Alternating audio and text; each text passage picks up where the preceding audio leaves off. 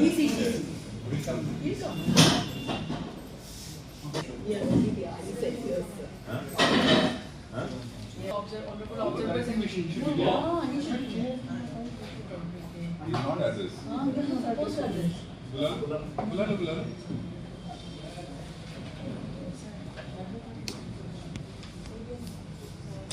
No, so in that case, then.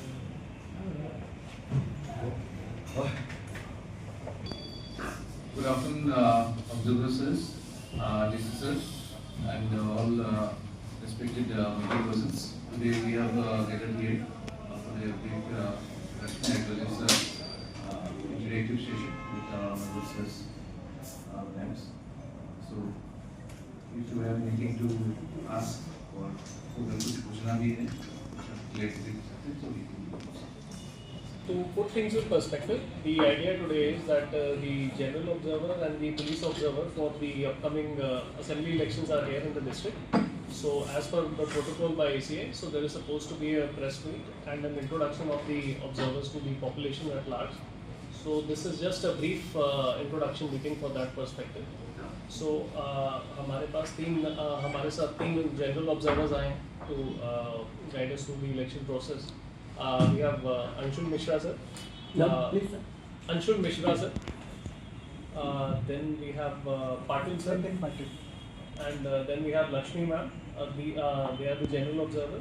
Then we have Santosh sir, who is the police observer for the assembly elections for Kachar district. So briefly sir, if I could request you to just give a kind of small. First of all, thank you all the media personnel and the district officials. So this meeting is basically to sensitize everyone that the assembly election process has started with the utmost care and in the right earnest. The district administration has taken all the steps to ensure free and fair election, and the Election Commission of India has deputed observers. 3 of us are general observers, and Santosh Mishra is a police observer.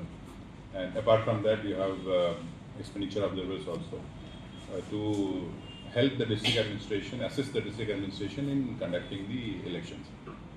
तो हम लोग सब यहाँ पे हैं अभी, कल से हम लोग यहाँ पे आ गए हैं और इलेक्शन कंडक्ट होने से हम लोग यहीं पे रहेंगे और हम लोग बूथ इंस्पेक्शन करेंगे और बाकी जो प्रोसीजर है इलेक्शन का वो सारा फॉलो करेंगे, उसमें हम इनकी हेल्प करेंगे, उसको ऑब्जर्व करेंगे और हमारी report election commission of India को रेगुलर भेजेंगे. तो तैयारी पूरी है. इसी Regarding sensitive zones in Kachar district, what are the major steps taken through your end? So ये जैसा हमने last meeting में, I think when we had a presser with the press colleagues, so तब हम लोगों ने detail में discuss किया था. So there are both CAPF and non-CAPF measures which will be put in place. So जहाँ पे sensitive आजकल हम लोग terminology नहीं use करते हैं, so we call them critical polling stations. So there will be half section of CAPF which will be deployed in each of those critical polling stations.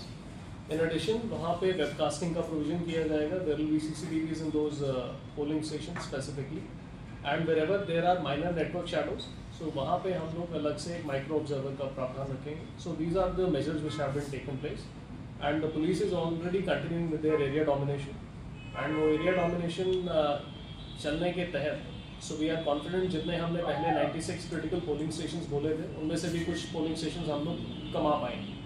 So that is the strategy as far as criticality is concerned. पिछले parliamentary election में इस जिला में approximately, we'll give you the precise figure, approximately 250 के करीब polling stations critical बोले गए थे. इस time to begin with वो सिर्फ 96 है, and of those 96 also we'll be reducing it further down. Question to our observers. concerns you think are there which we need to address because of the limitation? See, if we go in terms of community-wise, some some people are brought from this part to that part, and many. So they will be aware of the polling booths definitely, because polling booths have remained the same largely, if I'm not wrong. Some places change. Polling booth भी change हुआ. So I'm sure that the process has been followed with proper notifications and all that. But as you said, it requires a little more awareness during this next 1 week, 10 days before the polling. We will definitely take steps to ensure that, and we'll ensure that we reach to them saying that, telling them that this is your booth and this is your assembly constituency. The question or the concern that people still may not be aware of their respective LACs and polling booths, that will be addressed via the VIS, the voter information slips. So we are going to start distributing our voter information slips very soon. So the BLOs are going to visit house to house and distribute their VIS.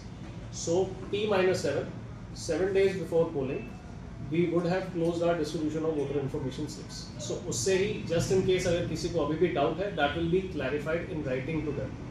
कि आपका booth number X है, आपका LAC ये है, आपको यहाँ जाके इतने बजे वोट, मतलब between this and this time आपको वोट देनी है. Sir, same question कल political party meeting में भी उठा था. So we have a very standard answer for this. One, anyone holding any previous election identity card, that is still valid, right? And secondly, and over and above that, there is a list of 12 identity cards. आपका driving licence, PAN card, Aadhaar card, passport, और क्या था मसीह? Passbook भी sir, passbook, bank passbook, पोस्टबुक. So we will give you that list of 12 documents. उन 12 में से कोई भी शिनाख्ती पत्र अगर आप अपने साथ कैरी कर रहे हैं, that will be used as a ration card भी इंक्लूड है. राशन कार्ड भी इंक्लूड है, ऑफ कोर्स.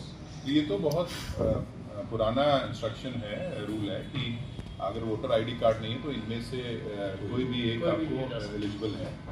और ये एक बहुत क्रिटिकल चीज़ है जो आपके सवाल, आपके क्वेश्चन का आंसर भी देगी कि वोटर इंफॉर्मेशन स्लिप ये बहुत इंपॉर्टेंट एस्पेक्ट होता है इलेक्शन का. और ये डिस्ट्रीब्यूशन BLO के थ्रू स्टार्ट हो जाएगा और इलेक्शन के जस्ट पहले लोगों को पता चल जाएगा कि उनका नाम किस लिस्ट में है और किस बूथ में है और उनकी कंस्टिट्यूंसी कौन सी है, ये पता चल जाएगा. और इसके साथ वी एक्सपेक्ट कि political parties who are contesting, candidates who are contesting will also reach out to people and they will tell, है ना, टोल फ्री नंबर्स हैं. तो अगर किसी को डाउट है कि उसका कहाँ पे कंस्टिट्यूंसी है और कहाँ पे उसका पोलिंग बूथ है, तो फ़ोन करके वो वहाँ पे डेफिनेटली इंक्वायरी कर सकते हैं. हमारे पास अलग एक नंबर है, हाँ, तो हेल्पलाइन है, तो वो भी हम पब्लिश कर देंगे, आपके थ्रू ही पब्लिश कर देंगे और उसके थ्रू लोग पता कर सकते हैं. Strong taken care of. फिर बताओ. So again, this is something which will be answered by district administration. So as per the ECI's protocol, there is a 3-layer security cordon which will be created. So one, the innermost layer will be manned by CAPF. तो उसमें एक platoon CAPF का रहेगा. Then the second layer will be SAP, State Armed Police. उनका दस्ता 100 meters के radius में रहेगा. Then third is the district police. That will be the third layer. वो almost आपका जहाँ से हम main road से ISBT की तरफ left turn लेते हैं, around that point, that will be the third layer. So that those 3 layers will exist, and yes, invariably, almost her election में, अगर आपको parliamentary election की वो dates याद होंगी, उसमें भी approximately, उसमें तो around 2 महीने का gap था, because that was a pan-India election which happened across, I think, 9 or 10 phases, if I'm not wrong. So usually we are well prepared to, we always are in fact well prepared to handle this a month and a half or 2 months delay. So that has already been accounted for in our contingency. नहीं जाएगा, उससे एक ज़्यादा नहीं, उससे एक कम नहीं. इस तरह ये जो परेशानी है, इससे तो मतदाता घर चले जाते हैं, नहीं देते हैं. ऐसा नहीं है. ये देखिए, परेशानी तो 1-2% में हो सकती है, वो भी नहीं के बराबर होगा, क्योंकि इतनी बार चेक होती है मशीनें, इतनी बार उसको चेक किया जाता है, फिर भी मैकेनिकल इश्यू से कुछ हो सकते हैं. उसके लिए स्पेयर मशीन एक सेक्टर अफसर के पास रहती है, जोनल के पास रहती है, उनके पास स्पेयर मशीन रहती है उनकी गाड़ी में. उसको तुरंत रिप्लेस किया जा सकता है, within 1 hour, half an hour में रिप्लेस करके फिर से पोलिंग का प्रोसेस तुरंत स्टार्ट किया जा सकता है. तो उसके प्रोसेस सब हैं, एकदम तरीके से सब बताया गया है कि कैसे करना है, कैसे सिचुएशन. हम लोग को न्यूज़ भी मिला है, हम लोग खुद कवरेज किए कि इंटीरियर इलाके में ये परेशानी होती है. हाँ, वो रीच का थोड़ा इश्यू होगा. अब सेक्टर मजिस्ट्रेट के पास 15 या 20 बूथ होते हैं, या जोनल के पास, और तो वो उसको पहुंचने में टाइम लगेगा, उतना ही खाली है. बाकी क्योंकि दूसरे बूथ पे होगा वो, तो उसको पहुंचने में थोड़ा टाइम लग सकता है, बट फिर भी प्रोसेस तो होना ही है पूरा. वो जितना देर लगे उससे क्या फर्क पड़ता है. आप एक सवाल तो प्रिसाइजली ये बहुत सिमिलर ऑब्जर्वेशन लक्ष्मी मैम का कल हमारे साथ जो इन हाउस मीटिंग थी उसमें था कि बारिश के लिए हम लोग क्या व्यवस्था लेंगे। तो बारिश के लिए दो व्यवस्था है पोलिंग स्टेशन के ऊपर। पोलिंग स्टेशन के ऊपर हम लोग एक तो जितने एडिशनल रूम्स हैं, सो मोस्टली हमारे पोलिंग स्टेशन से जैसे स्कूल्स वगैरह में लोकेटेड है, तो स्कूल्स में जहाँ पे बूथ पे वोटिंग चल रहा है उनके ही एडिशनल क्लासरूम्स, उनका चार्ज उनके हाथ में ही रहेगा, प्रिजाइडिंग ऑफिसर के हाथ में रहेगा।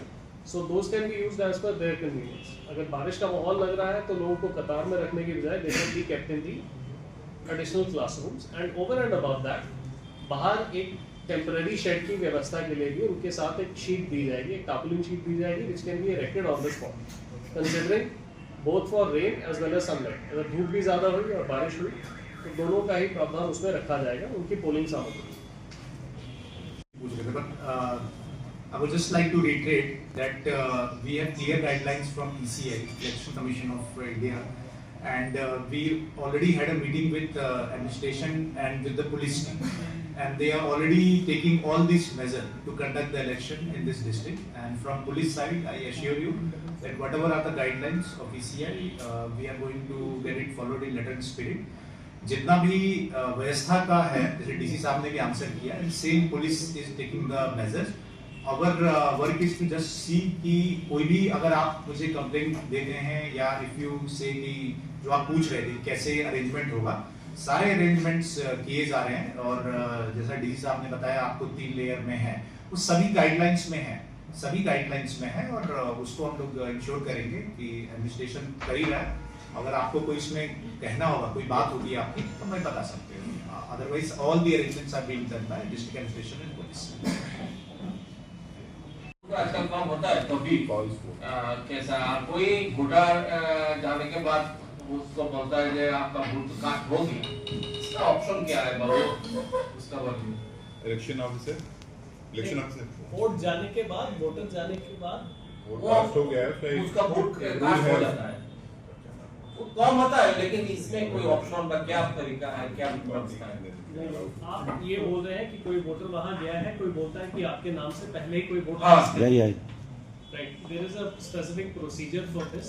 ठीक है जी, इसी को हम लोग बोलते हैं क्या, टेंडर वोट या challenge vote. This is called a challenge vote. Challenge vote का एक पूरा रूल है।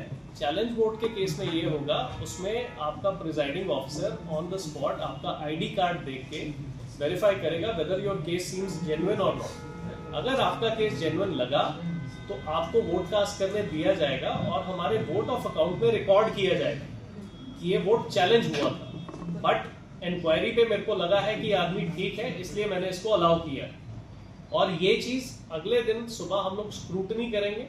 स्क्रूटनी के दौरान ये चीज नोटिस में आएगी कि यहाँ पे एक चैलेंज वोट डला है, राइट। तो कोई भी अगर से किसी को शंका है तो बाद में कल स्क्रूटनी के दौरान किसी भी कैंडिडेट का एजेंट उसमें आपत्ति जता सकता है कि यहाँ पे एक चैलेंज वोट हुआ था, इसको एक बार चेक करेंगे। ठीक है, so that is the safeguard against. Provision है उसका ऑलरेडी।